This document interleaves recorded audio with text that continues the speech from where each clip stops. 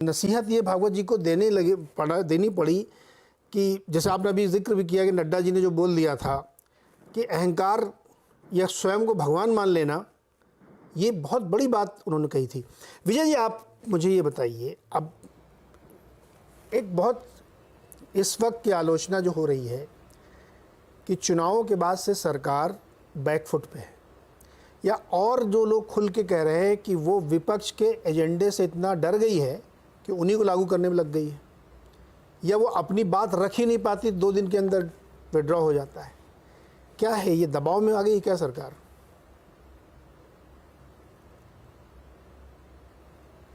विजय जी। जी अच्छा, मेरी आवाज़ आपकी कट रही थी। नीरज जी शुक्रिया। देखिए, अभी संगीत जी ने बहुत विस्तार से चर्चा की है। संगीत रागी प्रोफेसर साहब हैं, वो संगीत को बहुत बेहतर से समझते हैं। दबाव देखिए, 303 वाली सरकार अगर 240 पर आ जाए तो खुद को ही परेशानी लगती है ना। दूसरे के दबाव से ज्यादा आप खुद भी अपने आप में दबाव में होते हैं कि क्या गड़बड़ी हो गई, क्या गलती हुई, क्या कोर्स करेक्शन होना चाहिए।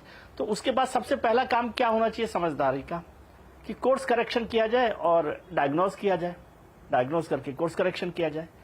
तो जिसे हम दबाव कहते हैं उसे कोर्स करेक्शन भी आप कह सकते हैं कि कोर्स करेक्शन किया जाए।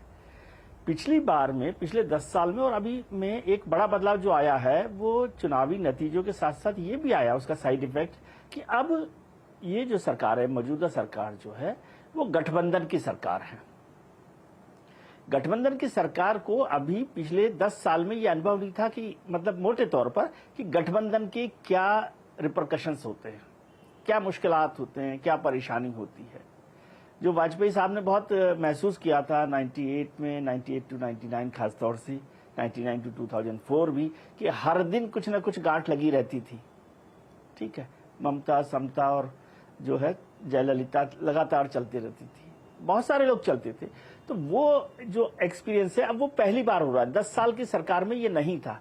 आपके साथ गठबंधन में सहयोगी दल तो थे, लेकिन उनकी जरूरत नहीं थी, वो आपने उनको एकोमोडेट कर रखा था और आप एक तरह से एहसान कर रहे थे कि भैया देखो हमारे को जरूरत नहीं, फिर भी आप बैठो हमारे साथ, तो बैठिए, समझे। लेकिन अब क्या है कि साथ बैठने के लिए उनकी जरूरत है, उनको साथ बैठाने की जरूरत है। तो उसके लिए उनकी बात को भी सुनना पड़ेगा और कोर्स करेक्शन भी करना पड़ेगा। और 240 में जो बाकी का नंबर है वो महत्वपूर्ण हो गया है, क्योंकि ये इतना आसान नहीं है।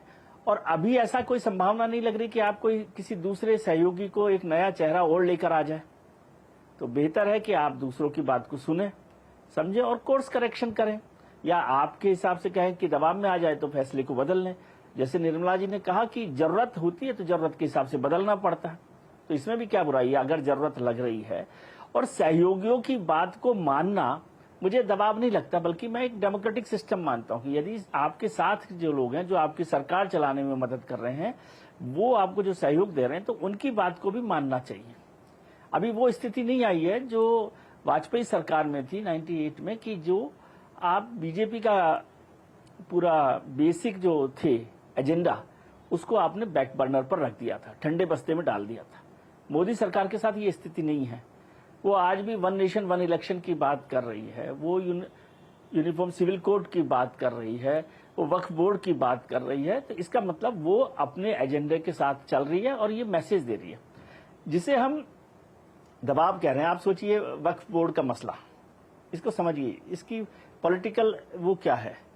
वक्फ बोर्ड का मसला, आपने वक्फ बोर्ड का बिल रख दिया, भले उसे आपने जेपीसी के पास भेज दिया, लेकिन आपने अपनी कॉन्स्टिट्यूंसी को एड्रेस कर दिया कि देखिए हम इस पर आगे बढ़ रहे हैं। हो जाएगा जब पारित होगा, नहीं होगा, विंटर सेशन जब आएगा तब तक जेपीसी की रिपोर्ट आ जाएगी विंटर सेशन में, उसके बाद आगे काम चलेगा, नहीं भी चले, लेकिन आपने अपनी कोर कॉन्स्टिट्यूंसी को ये मैसेज दे दिया कि हम कहीं पीछे नहीं हट रहे हैं। यूसीसी को आपने उत्तराखंड में लागू कर दिया है, कुछ और राज्यों में लागू कर लेंगे तो उस पर बात हो जाएगी। तो ये एक खास बात होती है कि आप दबाव के साथ साथ भी अपना मैसेज आगे कम्युनिकेट कर रहे हैं। हम इसको नहीं समझते कि भाई वो मैसेज कम्युनिकेट हो रहा है कि नहीं हो रहा है।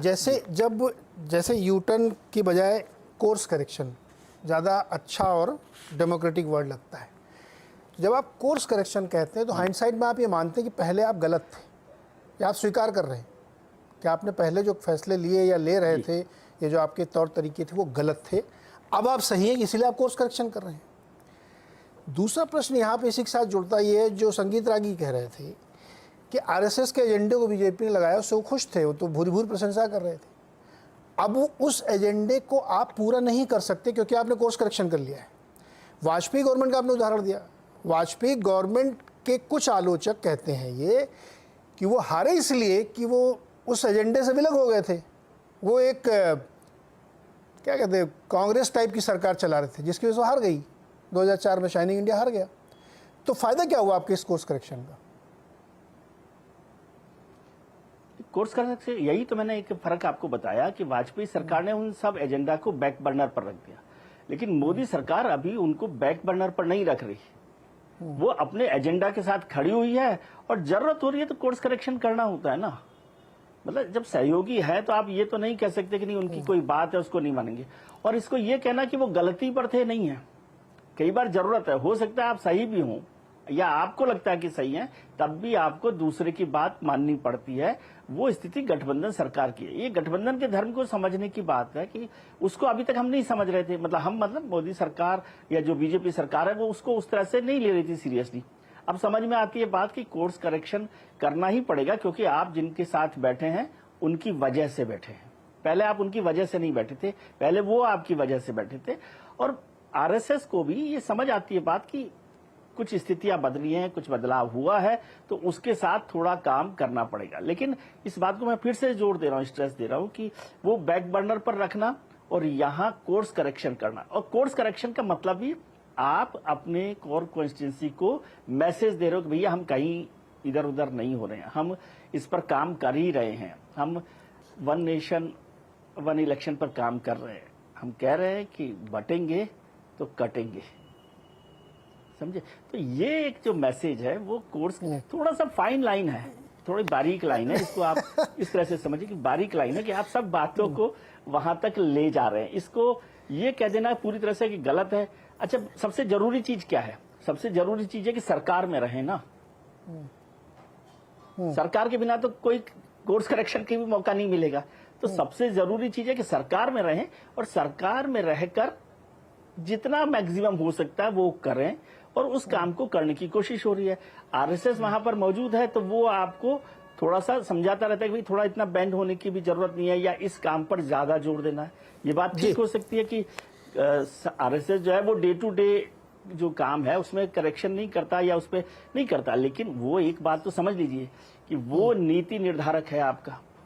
वो जो पॉलिसी बना रहा है यानी डायरेक्शन दे रहा है। जैसे वो होता है ना सर, आप पहले जाया करते थे। विजय जी, अभी ना भारतीय जनता पार्टी या सरकार विपक्ष की पॉलिसी लागू करेगी, देख रहे हैं ना आप।